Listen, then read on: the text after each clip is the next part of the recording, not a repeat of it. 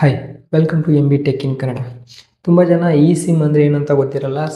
ಜಾಸ್ತಿ ಜನ iPhone ತೊಗೊಳ್ಳುವಾಗ E sim ಅಂದರೆ ಏನು, ಎದಕ್ಕೆ, ಯಾವ ಥರ ಆ್ಯಕ್ಟಿವೇಶನ್ ಮಾಡ್ಕೋಬೇಕು, ಯಾವ ಥರ ಬಳಸಬೇಕು ಅನ್ನೋದನ್ನು ಗೊತ್ತಿರಲ್ಲ.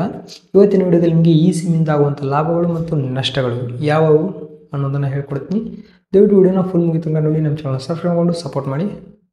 ಫಸ್ಟ್ ಇದರ ಅಡ್ವಾಂಟೇಜ್ನ ನೋಡೋದ್ರೆ ನಿಮಗೆ ಇದರಿಂದ ಇ ಸಿಮ್ ಹಾಕೋದ್ರಿಂದ ನಿಮಗೆ ಸ್ವಲ್ಪ ಸೆಕ್ಯೂರಿಟಿ ಪರವಾಗಿ ನಿಮಗೆ ಬೆಸ್ಟ್ ಇರುತ್ತೆ. ನಿಮ್ಮ ಫೋನ್ ಏನಾದರೂ ಕಳ್ತನ ಆದರೆ ಫಸ್ಟ್ ಮಾಡೋದು ಸ್ವಿಚ್ ಆಫ್ ಮಾಡಿ ಸಿಮ್ನ ತೆಗೆದು ಬಿಸಾಕೋದು.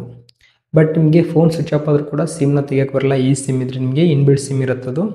ಆವಾಗ ಬ್ಯಾಕ್ಗ್ರೌಂಡಲ್ಲಿ ಫೋನ್ ಸ್ವಿಚ್ ಆಫ್ ಆದರೂ ಕೂಡ ನಿಮಗೆ ಬ್ಯಾಕ್ಗ್ರೌಂಡಲ್ಲಿ ನಿಮಗೆ ಸಿಮ್ಮು ಆ್ಯಕ್ಟಿವೇಟ್ ಆಗಿರುತ್ತೆ. ಹಾಗಾಗಿ ನೀವು ಸೈಬರ್ ಕ್ರೈಮ್ಗೆ ರಿಪೋರ್ಟ್ ಮಾಡಿದಾಗ ಈಸಿಯಾಗಿ ಟ್ರೇಸ್ ಔಟ್ ಮಾಡಿ ನಿಮ್ಮ ಫೋನ್ನ ಭದ್ರವಾಗಿ ತೆಗೆದುಕೊಡ್ಬೋದು, ಹುಡುಕೊಡ್ಬೋದು.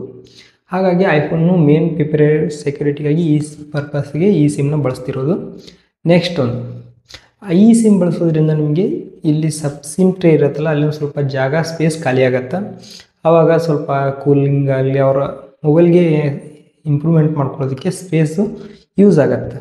ಮತ್ತು ಈ ಸಿಮ್ ಸ್ಲಾಟ್ ಇರೋದ್ರಿಂದ ನೀವು ಒಟ್ಟಾರೆಯಾಗಿ 3 ಇಂದ 4 ಕಾರ್ಡ್ಗಳನ್ನು ನಂಬರ್ಗಳನ್ನ ಇಟ್ಕೋಬೋದು ಈ ಸಿಮ್ಮಲ್ಲಿ. ಬಟ್ ನೀವು ಆ್ಯಕ್ಟಿವೇಟ್ ಮಾಡೋದು ಓನ್ಲಿ 2, ಫಿಸಿಕಲ್ ಒಂದು ಮತ್ತು ಈ ಸಿಮ್ ಒಂದು, ಈ ಥರ ಬಳಸಬೇಕು. ಇಲ್ಲ ಫಿಸಿಕಲ್ನ ಆಫ್ ಮಾಡಿ 2 ಈ ಸಿಮ್ನ ಬಳಸ್ಕೋಬೋದು ನೀವು. ಒಟ್ಟು ನಿಮಗೆ ಆ್ಯಕ್ಟಿವೇಟ್ ಆಗಿರೋದು 2 ಆಗಿರುತ್ತೆ. ಡಿಸೇಬಲಲ್ಲಿ ನೀವು 3 ಇಂದ 4 ಇಟ್ಕೋಬೋದು. ನಿಮ್ಗೆ ಯಾವ್ದು ಬೇಕು ಅದನ್ನು ಆ್ಯಕ್ಟಿವೇಟ್ ಮಾಡ್ಕೊಂಡು ಒಂದನ್ನು ಡಿಸೇಬಲ್ ಮಾಡ್ಕೋಬೋದು.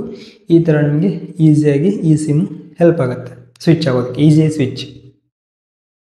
ನೆಕ್ಸ್ಟು ಇವಾಗ ಹೊರದೇಶಕ್ಕೆ ತುಂಬ ಜನ ಹೋಗ್ತಿರ್ತಾರೆ. ಅವರು ಅಲ್ಲಿ ಹೋಗಿಂದ ಒಂದು ಎಕ್ಸ್ಟ್ರಾ ಸಿಮ್ ಬೈ ಮಾಡಿ ಅದನ್ನು ಸಿಮ್ನ ಸ್ಲಾಟಲ್ಲಿ ಹಾಕಿ ನಮ್ಮ ಸಿಮ್ನ ತೆಗೆಯೋದು, ಈ ಥರ ಮಾಡೋದಕ್ಕಿಂತ ಅಲ್ಲಿ ಹೋದ ನಂತರ ಇವಾಗ ನಾನು ಹೇಳಿದ್ನಲ್ಲ 2 ಇಂದ 3 ಸಿಮ್ಗಳನ್ನ ಇನ್ಬಿಲ್ಟಾಗಿ ಈ ಸಿಮ್ ಆ್ಯಕ್ಟಿವೇಟ್ ಮಾಡ್ಕೋಬೋದು ಅಂತ.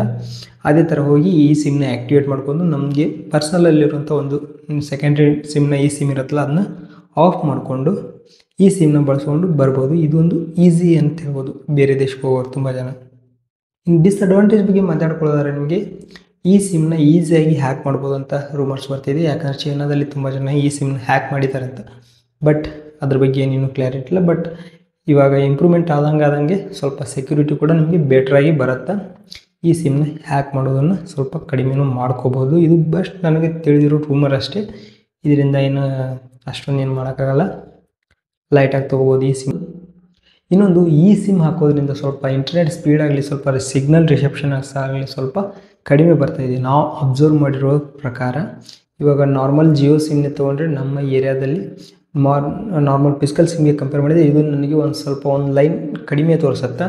ಮತ್ತು ಸ್ಪೀಡ್ ಕೂಡ ಸ್ವಲ್ಪ ಕಡಿಮೆ ಆಗುತ್ತೆ. ಅದು ಯಾಕಂತ ನನಗೂ ಗೊತ್ತಿಲ್ಲ. ಬಟ್ ಈ ಸಿಮ್ದು ಸ್ವಲ್ಪ ಪ್ರಾಬ್ಲಮ್ ಇರ್ಬೋದು ಅಂತ ಅನಿಸಿತ್ತು, ಅದಕ್ಕೆ ಹೇಳ್ತಾ ಇದ್ದೀನಿ. ನಿಮ್ಗೆ ಏನಾದರೂ ಇದೇ ಥರ ಈ ಸಿಮ್ ಬಳಸೋರಿಗೆ ಏನಾದರೂ ಡೌಟ್ ಇದ್ದರೆ ಕೆಳಗಡೆ ಕಾಮೆಂಟ್ ಮಾಡ್ಬೋದು. ಮತ್ತು ಈ ಸಿಮ್ನ ಈಸಿಯಾಗಿ ನೀವು ಚೇಂಜ್ ಮಾಡ್ಕೊಳಕ್ಕಾಗಲ್ಲ.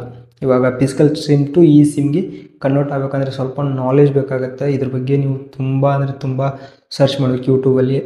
ಈಸಿಯಾಗಿ ಒಮ್ಮೆ ಮಾಡೋಕ್ಕಾಗಲ್ಲ. ಗೂಗಲ್ ಇವಾಗ ಮೈ ಜಿಯೋ ಆ್ಯಪ್ ಮತ್ತು ಏರ್ಟೆಲ್ ಆ್ಯಪಲ್ಲಿ ಆರಾಮಾಗಿ ಮಾಡ್ಕೋಬೋದು. ಬಟ್ ಅದನ್ನು ಮಾಡ್ಕೋಬೇಕಂದ್ರೆ ಸ್ವಲ್ಪ ಅದ್ರ ಬಗ್ಗೆ ಮಾಹಿತಿ ಇದ್ರೇ ಮಾಡ್ಕೋಬೋದು.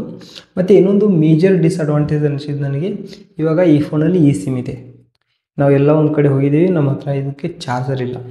ಆವಾಗ ಸದ್ಯಕ್ಕೆ ಸೆಕೆಂಡ್ರಿ ಫೋನಲ್ಲಿ ನಾವು ಅದು ಸಿಮ್ನ ಹಾಕಿ ಬಳಸ್ತೀವಿ ಅನ್ನೋದಕ್ಕೆ ಆಗಲ್ಲ.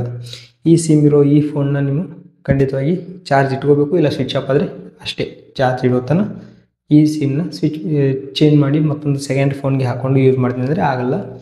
ಇದಿಷ್ಟು ಈ ಸಿಮ್ದು ಅಡ್ವಾಂಟೇಜ್ ಮತ್ತು ಡಿಸ್ಅಡ್ವಾಂಟೇಜ್. ಪ್ಲೀಸ್ ವಿಡಿಯೋ ಲೈಕ್ ಮಾಡಿ, ಶೇರ್ ಮಾಡಿ, ನಮ್ಮ ಚಾನಲ್ನ ಸಬ್ಸ್ಕ್ರೈಬ್ ಮಾಡಿಕೊಂಡು ಸಪೋರ್ಟ್ ಮಾಡಿ.